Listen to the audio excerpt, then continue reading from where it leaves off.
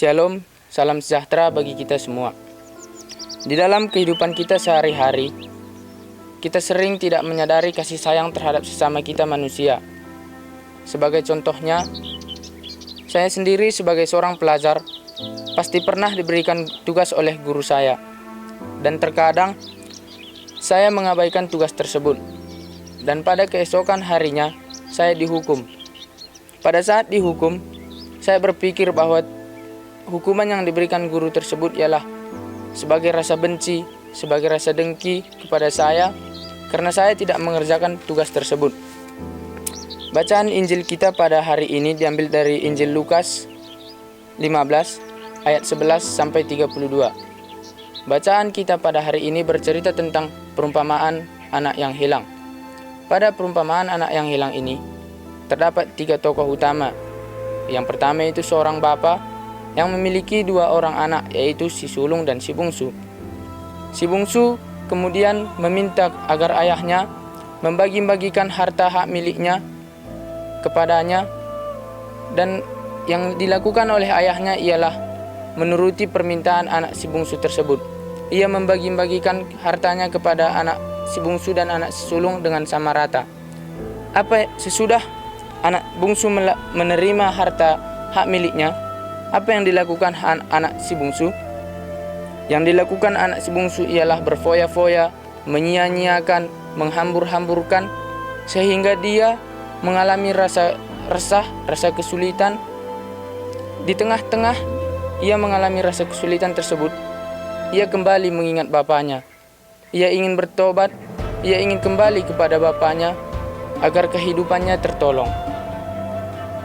Meskipun sifat anak bungsu tersebut tidak baik dalam pandangan kita, tetapi dia mencerminkan suatu sifat yang patut dicontoh, yaitu ketika dia menyadari kesalahan-kesalahan yang ia perbuat, ia mau bertobat dengan murah hati. Begitu juga seharusnya dengan kita. Sehingga ketika kita melakukan perbuatan dosa, kita mau bertobat. Kita mau bertobat dengan tulus dan kembali kepada jalan Bapa. Yang kedua yaitu anak si sulung. Anak si sulung pada perumpamaan anak yang hilang tersebut memang tidak hilang. Dia tidak jauh dari bapaknya.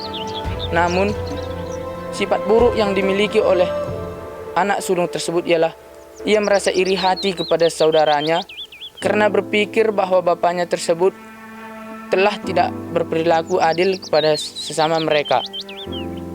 Dia menuntut bapaknya kenapa dia melakukan perayaan yang besar tersebut. Tetapi ayahnya menjawab, "Berbahagialah karena saudaramu yang telah lama hilang kini ditemukan kembali." Melalui ucapan ayahnya tersebut, kita dapat melihat bahwa anak sulung iri hati. Dia tidak menyadari kasih sayang yang diberikan oleh bapaknya sendiri kepada dia selama ini.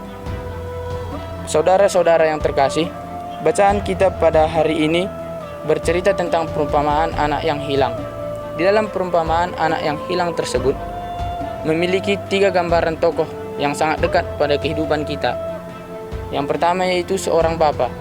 Seorang bapa pada perumpamaan tersebut menggambarkan Allah Bapa kita yang mau mengampuni, yang mau memaafkan semua kesalahan kita, asal kita mau bertobat, berdoa, dan kembali kepada jalannya. Sedangkan anak si sulung dan si bungsu terdapat dalam diri kita yang membuat diri kita jatuh ke dalam dosa.